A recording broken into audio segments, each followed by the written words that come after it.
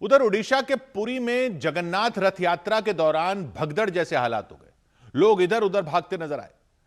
यात्रा के दौरान एक व्यक्ति की मौत हो गई।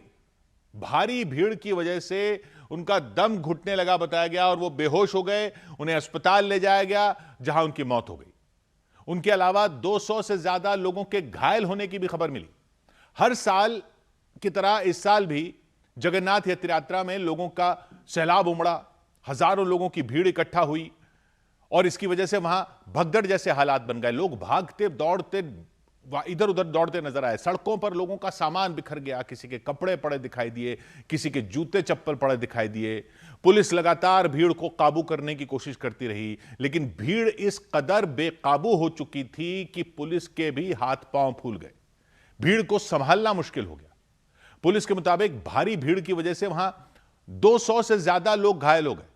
कई लोगों की दम घुटने से तबीयत बिगड़ गई, चक्कर आने लगे उन्हें।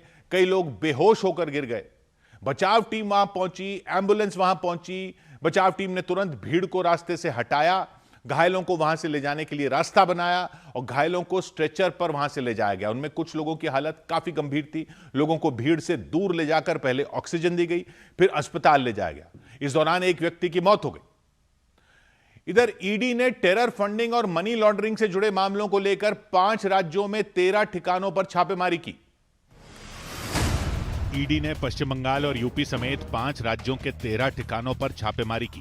टेरर फंडिंग और अवैध घुसपैठ से जुड़े मनी लॉन्ड्रिंग के मामलों में यह कार्रवाई की गई। ईडी के सूत्रों के मुताबिक यूपी एटीएस की जांच में एक ऐसे गिरोह के बारे में जानकारी मिली जो रोहिंग्या और बांग्लादेशी नागरिकों को अवैध तरीके से भारत में घुसपैठ करवाता था और उनके फर्जी दस्तावेज बनवाता था।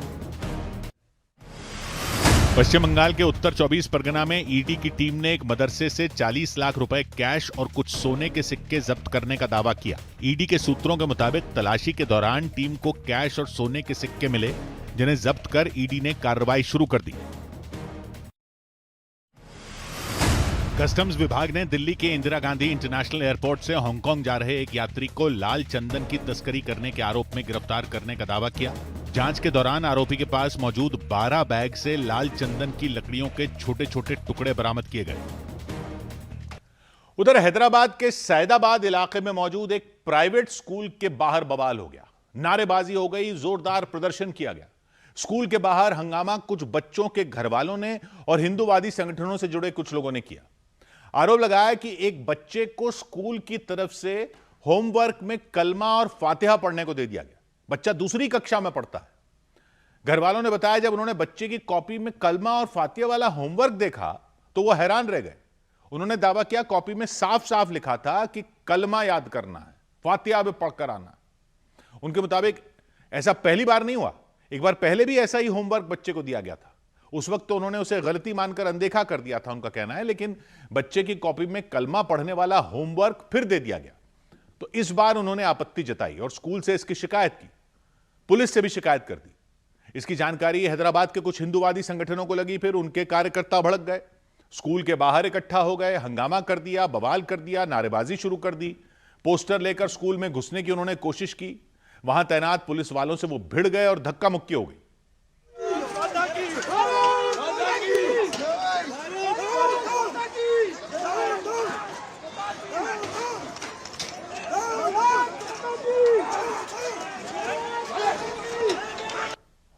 थोड़ी देर में वहां अफरा तफरी मच गई। पुलिस वालों ने प्रदर्शनकारियों को पकड़ना शुरू कर दिया, उन्हें गाड़ी में बैठाकर वहां से दूर ले जाने की कोशिश की।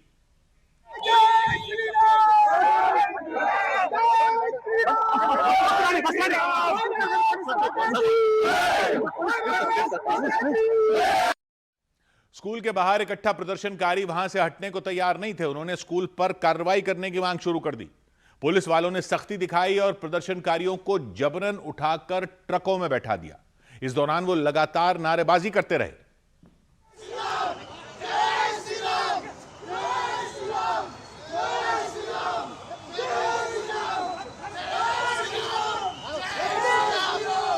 My demand is to arrest the principal who is forcibly trying the innocent minds to read Quran.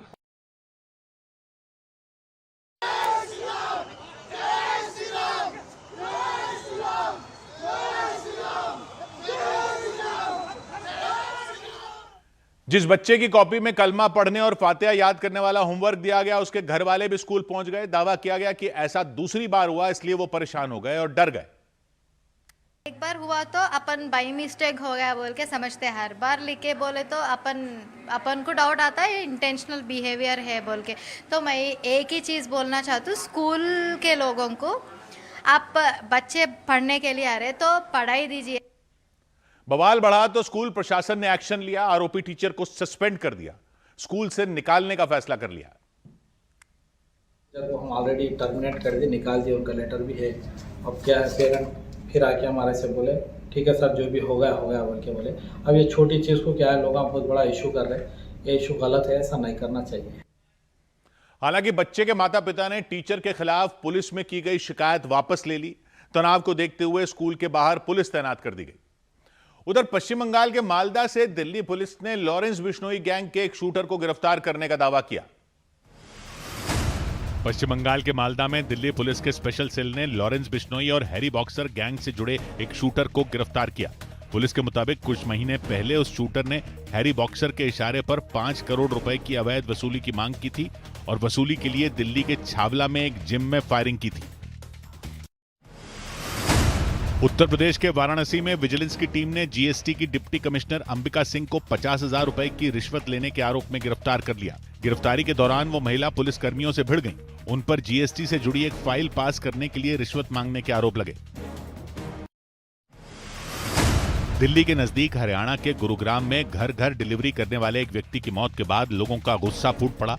बड़ी संख्या में लोगों ने दिल्ली जयपुर नेशनल हाईवे पर पहुंचकर प्रदर्शन किया। लोगों के मुताबिक वो बाइक से गुजर रहा था, तभी एक ट्रक ने उसे टक्कर मार दी।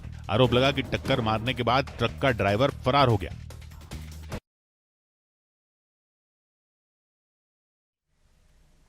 इधर जर्जिस अंसारी नाम के मौलाना ने भगवान कृष्ण को 5 वक्त का नमाजी बताया तो हिंदूवादी संगठनों का गुस्सा भड़क गया। कुछ साधु संतों का भी गुस्सा फूट पड़ा। विष्णुदास नाम के संत ने ऐलान कर दिया कि मौलाना जर्जिस की जबान काट कर लाने वाले को 10 लाख का इनाम देंगे। अखिल भारत हिंदू महासभा नाम के संगठन से जुड़े लोग लखनऊ में थाने पहुंच गए, मौलाना के खिलाफ एफआईआर दर्ज करवा दी, उनकी गिरफ्तारी की मांग कर दी। 23 जून को झारखंड के देवघर में एक कार्यक्रम का आयोजन हुआ था। यूपी के इटावा के रहने वाले मौलाना जर्जिस को वहां बुलाया गया था, लेकिन उस कार्यक्रम के मंच से मौलाना ने यह दावा कर दिया था कि भगवान कृष्ण 5 वक्त नमाज पढ़ते थे और अपनी बात के पर सबूत के तौर पर उन्होंने श्रीमद् भागवत गीता के एक श्लोक का हवाला दे दिया। उनकी बातों को वहां इकट्ठा लोग बड़े ध्यान से सुनते दिखाई दिए। कृष्ण जी भी 5 वक्त की नमाज पढ़ा करते थे। यकीन ना आए तो श्रीमद् भागवत गीता का 6ठा अध्याय का 10वां मंत्र देख लीजिए।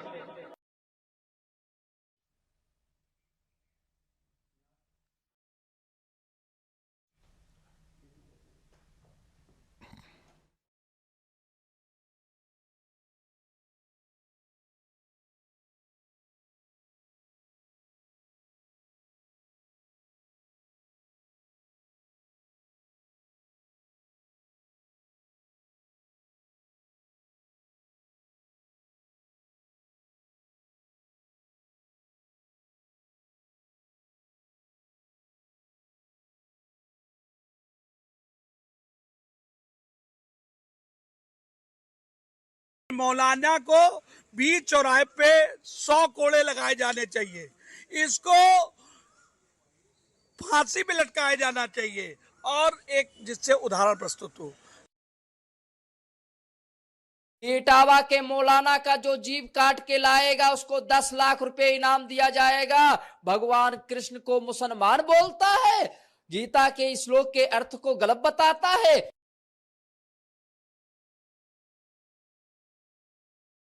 मौलाना का बयान बेतुका है, भड़काने वाला बयान है, हिंदू और मुसलमानों के बीच में दरार डालने वाला बयान है। इस पर सरकार को सख्त कार्रवाई करने की जरूरत है।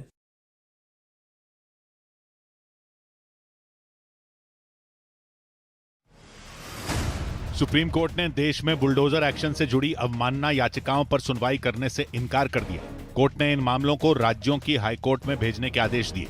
नवंबर 2024 में सुप्रीम कोर्ट ने बुलडोजर एक्शन के खिलाफ आदेश सुनाया था। जिसके बाद कई राज्य सरकारों पर सुप्रीम कोर्ट के आदेश की अवमानना के आरोप लगे थे। टीएमसी की राज्यसभा सांसद कोयल मलिक ने राज्यसभा की सदस्यता से इस्तीफा दे दिया। उन्होंने अपना इस्तीफा राज्यसभा के सभापति को सौंपा। वो अप्रैल महीने में टीएमसी के कोटे से राज्यसभा सांसद बनी थी। कोयल मलिक के इस्तीफे के बाद राज्यसभा में टीएमसी के सांसदों की संख्या घटकर 9 हो गई। मध्य प्रदेश में यूसीसी यानी यूनिफॉर्म सिविल कोड लागू होने से पहले मुख्यमंत्री मोहन यादव ने ऐलान किया कि अलग अलग धर्मों और समुदायों के लोगों के लिए अलग अलग कानून नहीं हो सकते। माना जा रहा है सरकार विधानसभा के मॉनसून सत्र में ये बिल पेश कर सकती है। अलग अलग कानून क्यों होना चाहिए? अगर रामचंद्र एक शादी करता है तो रहीम से भी एक ही शादी की अपेक्षा की जा सकती है।